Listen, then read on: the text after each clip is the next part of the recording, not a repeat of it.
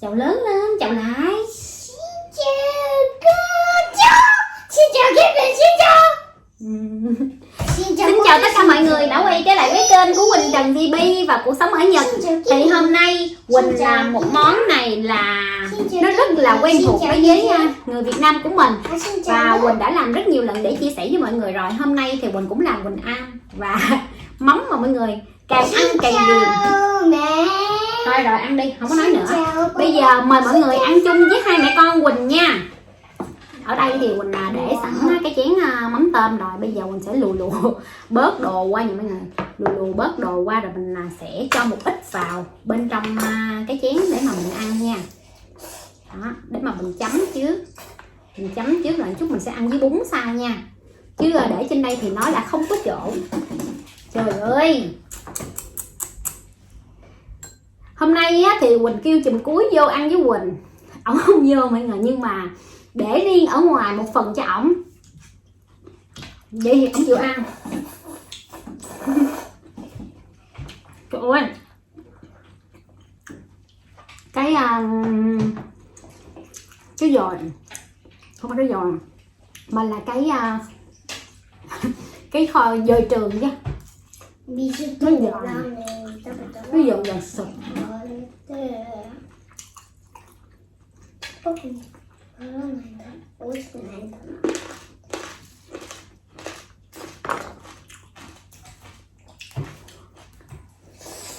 Hôm nay sẽ kể cho mọi người nghe một câu chuyện. Đó là không biết là mọi người có tin vào cái đường chỉ tay tướng số không? Nếu mà nói tới là bói bài với mọi người thì người ta sẽ nói là mê tín dị đoan. Có lúc đúng có lúc sai. Nhưng mà đường chỉ tay á thì cái này là Quỳnh phải công nhận là người ta coi theo sách vở và khoa học nha. Quỳnh có nhớ một lần cái năm Quỳnh 21 tuổi thì lúc đó thì cũng mới xài điện thoại thôi mọi người, nhưng mà chụp hình vẫn được nha. Thì Quỳnh có nhờ một chú đó chấm tử vi tướng số cho Quỳnh, với ngày tháng năm sinh rồi ngày giờ cũng như là cái chỉ tay mà. Thì chú đó nó đúng ra là ba của một người bạn làm chung cái chỗ làm với Quỳnh, mà bây giờ chú Quỳnh nghĩ làm chỗ đó lúc đó còn trẻ, làm tùm lum chỗ mà rồi giờ mất liên lạc luôn. Thì Quỳnh phải công nhận là cái tử vi toán tướng số đó nó kết hợp chung với lại cái đường chỉ tay á. Thì trong cái tờ giấy tử vi đó Quỳnh cũng mất luôn tờ giấy tử vi, nhưng mà mình nhớ nhất một cái giai đoạn mà chú đó có nói là cái năm mà Quỳnh mà 30 mà bước qua 31 tuổi á, là Quỳnh gặp một cái đại hạn rất là lớn mà phải gọi là lớn trong cái cuộc đời của Quỳnh, giống như là được gọi là đại tan nha mọi người. Thì Quỳnh cũng sợ mọi người, tại vì lúc đó là năm 21 tuổi là ba Quỳnh mất rồi. Quỳnh sợ chứ mà ngay tới vụ đại tan mà ấm sợ. Nhưng mà nhẩm đi, khi mà đến bây giờ cái mấy bữa nay cái Quỳnh cũng coi YouTube rồi nè.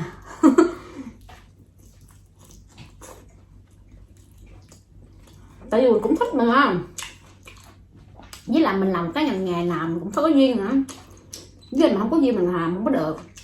Quỳnh coi thầy Quỳnh cũng vô mạng coi vậy đó, cái Quỳnh mới ngẫm lại cái tờ giấy đó đúng là bởi vì á cái năm đó chú đó ghi đại tang. Thì Quỳnh ngẫm là năm đó đầu năm khi mà Quỳnh về Việt Nam, lúc đó là Quỳnh mang bầu đứa con đầu tiên của Quỳnh đó mọi người, lần xuân á.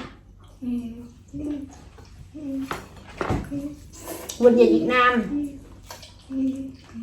thì ông nội của Quỳnh á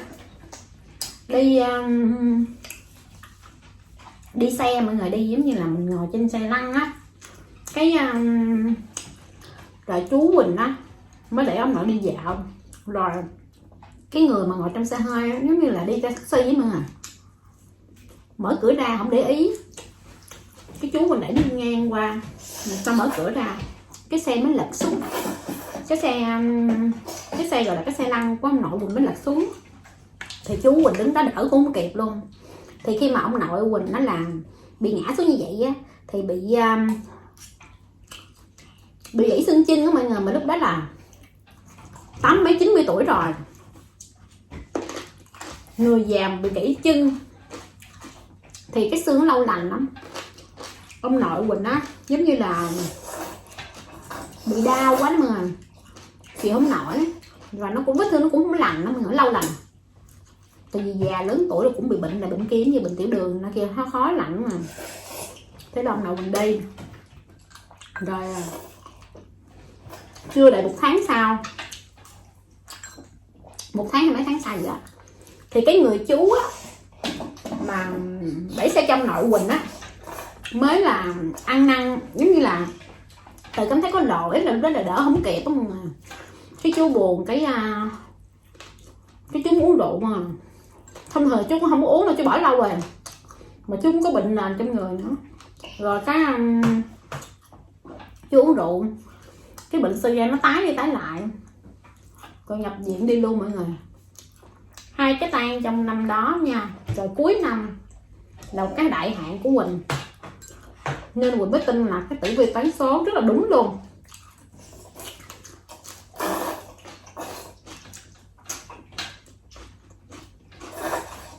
Người sẽ chấm cho Quỳnh á thì là cái năm 30 mấy tuổi á, hình như là cũng có trục trặc cho mọi người. Nhưng mà người ta cũng có nói với Quỳnh á, nếu như mà năm 30 tuổi mà Quỳnh bị, năm 30 31 tuổi mà Quỳnh bị á, thì cái năm nay nè mọi người, cái năm 2 mọi người, thì cái năm nay á thì nó sẽ đỡ hơn. Nhưng mà Quỳnh không biết như thế nào, thì Quỳnh cũng hay nói với mọi người á, thì á Quỳnh dự định rất là nhiều luôn á, và nó dướng tâm tai. Thường á những cái năm mà dướng tâm tai mà là nó vừa là xấu rồi vừa tâm tai, nó đi chung với tử vi để mọi người.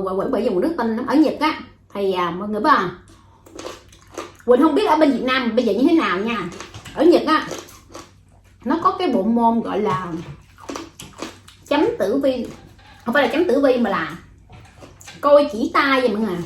Muốn mà mở được cái tiệm mà coi chỉ tay á, theo như Quỳnh biết á, là phải đi học và có chứng chỉ hành nghề, được cấp giấy phép nha mọi người. Giống như là phải đi học biết luôn, giống như là mình làm nail vậy đó mọi người, phải đi học có giấy phép mới được làm nail nha. Ở Nhật là vậy á,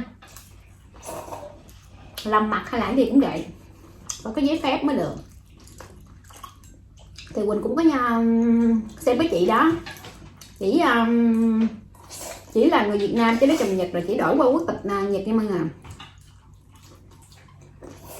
Thì chị cũng đang hành nghề đó, mà Quỳnh thấy á, có nhờ chỉ coi cho Quỳnh và chụp bằng điện thoại mà chụp chỉ tay thôi, thì Quỳnh thấy á cũng đúng một phần, nhưng mà tương lai thì chưa biết. Nhưng mà không biết mọi người có tin hay không, chứ nói mà mình mà xây dựng máy tính dị đoan á, mà nói đường chỉ tay á mọi người, thì phải nói là coi theo khoa học. Còn mà bối bài thì Quỳnh không biết nha. Trời, công nhận ăn lâu lâu ăn ngon gần nha. Phải công nhận là mắm mình ăn càng ngày mình thấy ngon, lâu lâu không ăn thấy thèm mà ghiền mùi mắm. Ở đây là chả cái nè,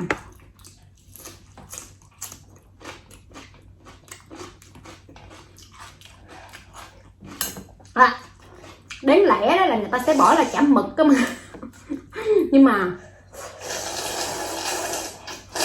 không có mua được chả mực, giả lại mình thèm quá mình mua vậy mình ăn cho nó nhanh, làm tùm lum món quá trời luôn, ăn cũng không hết. Mà mình mỗi thứ một chút mỗi thứ một chút. Sao hôm nay á, là mấy cây canh giới nhà Quỳnh, nó cây nào cây nấy nó to tổ chảng luôn, mình tranh thủ mình hái mình ăn để nó già. Với lại mấy bữa nay ở Nhật là mình cũng nói cho mọi người, không phải mưa bình thường mà là mưa bão nha.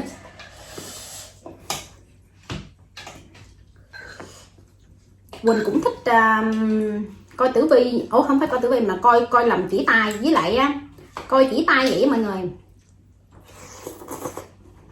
Có nhiều người cũng nói đó, muốn cái đường chỉ tay mình nó thay đổi á, là mình phải làm được nhiều điều việc tốt, nhiều việc thiện, là nó sẽ thay đổi theo thời gian nha. Cái vụ này có nha mọi người. Cái lúc mà Quỳnh mới đi qua Nhật á mọi người, cái đường chỉ tay Quỳnh á nó bị hở ra, nó giống như là nó bước sang, sao vậy không ăn nữa hả? Máy bay cô chú em, nó giống như là một cái giai đoạn mà là cái đường sao ta, cái đường bên này nè mọi người, nó bị hở ra, giống như là nó bước sang một cái giai đoạn mới mình, nó hở ra. Bye bye. Bye bye cô chú, bye bye các bạn, bye bye. Thầy á, sẽ có một số bạn sẽ hỏi là không biết á, là ở Nhật sẽ coi cái đường chỉ tay với cái đường chỉ tay bên Việt Nam nó có giống nhau không? Thì nếu mà nói là không giống cũng không chính xác mọi người, nó cũng đúng phải là 70-80%, cũng hao hao như bên Việt Nam mình. Và nó chỉ khác một cái là mà Quỳnh thấy đó là coi cái phong thủy mà nhà cửa thì nó khác nha, còn coi về cái mà bàn chỉ tay á thì lại giống nha. Tìm không? Mỗi đất nước đó, nó có cái gọi là gì ta, cái thời tiết nó khác nhau, cho nên cái phong thủy nó khác nhau. Còn chỉ tay á, thì nó coi tương đương giống nhau.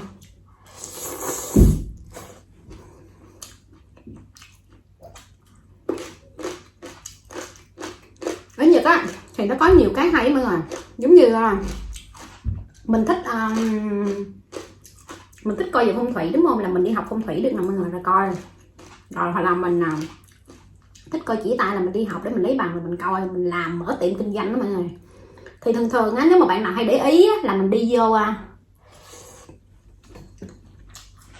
những cái chỗ Aeon mà là nó có một cái chỗ ở ngoài, nó để cho mọi người, để cái hình bàn tay vậy nè, là đi vô đó coi là sen an.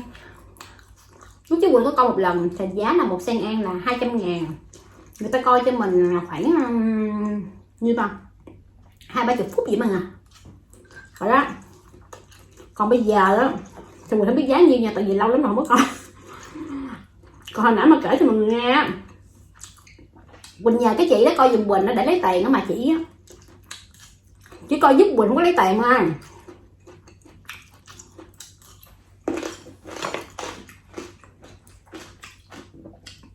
Cũng cảm ơn chị rất nhiều, mong chị coi được cái video này và chị sẽ thành công trên con đường mà được gọi là coi chỉ tay của Nhật. Thì mọi người biết không, Quỳnh nó cũng thích coi mà học dốt tiếng Nhật quá, thì làm sao mà có thể đi học rồi lấy một cái bằng mà để mà làm được. Nói chung á, mình phải thích một cái gì đó nha mọi người, mình thích một cái gì đó thì mình mới phát huy hết tất cả những cái sự sáng tạo của mình trong cái sở thích đó. Cái này mình phải công nhận nha, dù ai nói nhảm nói nghiêng là không có nghe nha mọi người. Bởi vậy á, bạn nào mà yêu thích cái gì á thì nhớ đừng từ bỏ ước mơ của mình. Bởi vì sự thành công á mọi người, nó không bao giờ mà nó đến liền cho mình. Ví dụ hôm nay mình làm, sự thành công không bao giờ đến liền mà nó cần phải có thời gian nha.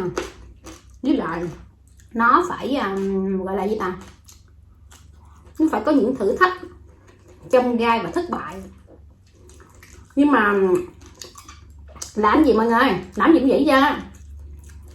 Mình thất bại đó mình cứ coi nó là một cái trải nghiệm, một cái kinh nghiệm sống để cho mình bước tiếp nha. Bởi vì mọi người biết sao không, nếu mình không có thất bại đó thì làm sao mình mới khôn ra được mọi người.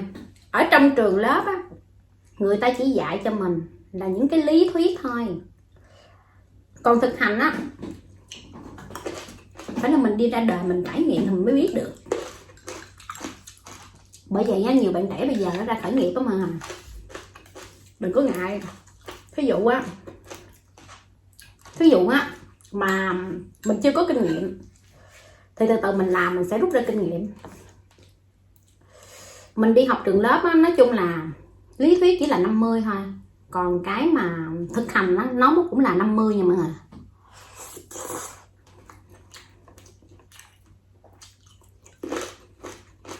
Bác ăn bỏ nó nhiều á. Hôm nay lên chia sẻ như là chia sẻ kinh nghiệm sống cho mọi người và truyền cảm hứng cho những bạn nào mà có ý định ra khởi nghiệp và tin vào cái đường chỉ tay, cũng như là đường chỉ tay mà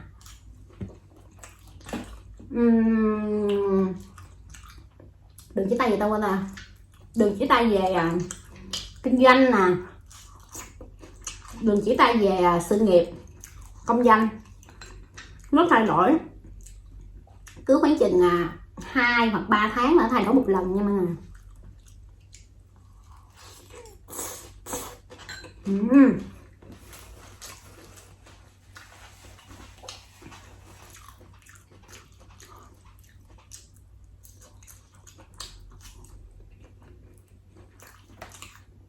Cái này là bắp dạ heo mà cái Quỳnh Quỳnh là luộc, Quỳnh cột lại, bây giờ mình cắt mà nó bị được trọn vậy á.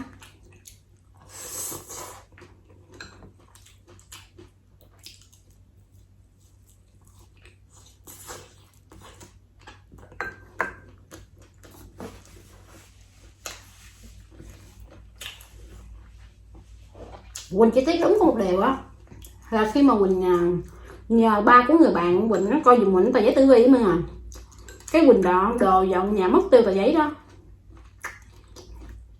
cho nên cái giai đoạn mà từ bây giờ chứ đổi đi sau mình quên mất tiêu mà.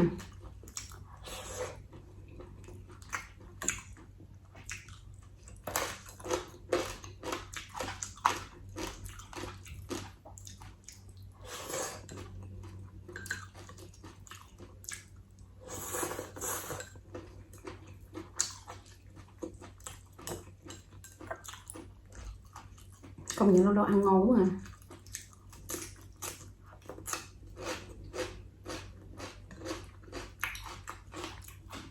Ở nhà Quỳnh mới trồng bụi hoa hồng màu đỏ nha mọi người. Hôm nay khai trương bông đầu tiên. Vài bữa sau không còn bông rồi luôn.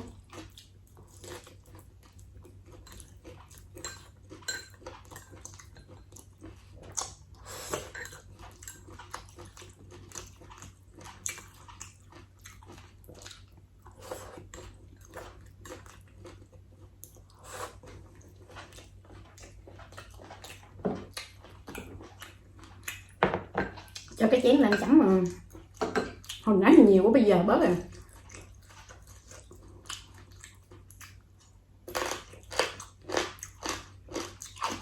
Mà Quỳnh thấy á, thông thường á, những bạn mà giống như là những bạn nữ mà thì sẽ thích là coi bói bài, hoặc là coi chỉ tay nhiều hơn là những bạn nam nha. Những bạn nam á thì cũng có nhưng mà ít nha. Mà người nào mà đã tin đó mọi người, là người đó là thích và rất là thích luôn.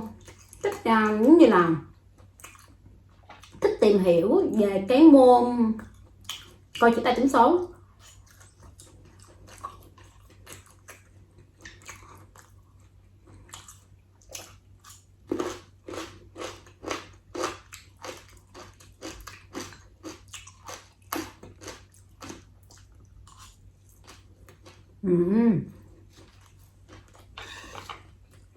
Công nhận là nó ăn bữa ngon quá.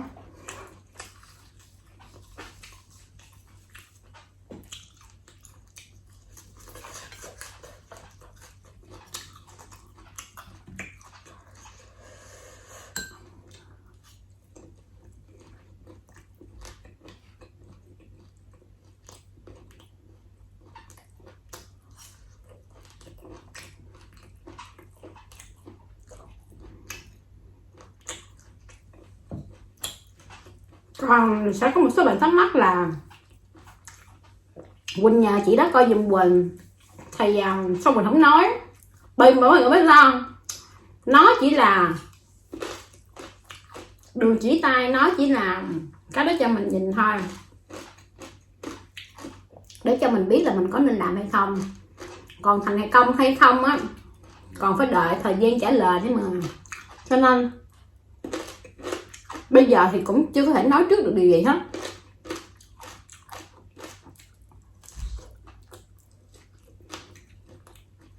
Mình cũng hy vọng là những gì chị coi cho Quỳnh là đúng và chính xác.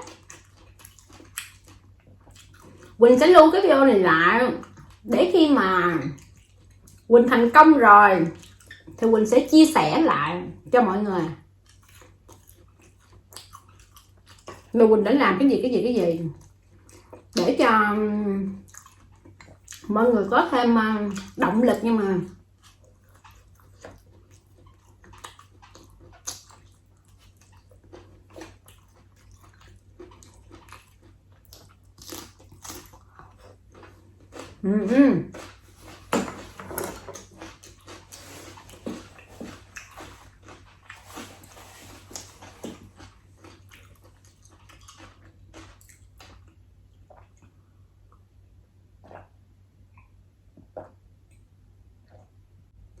Thì cái video của Quỳnh đến đây cũng là sẽ kết thúc nha mọi người ơi. Quỳnh cảm ơn tất cả mọi người đã theo dõi hết cái video của Quỳnh. Nếu mọi người yêu thích cái kênh của Quỳnh á, mọi người hãy bấm đăng ký, like, share, ủng hộ kênh giúp Quỳnh nha. Quỳnh hẹn gặp lại mọi người ở video vào ngày mai. Bye bye.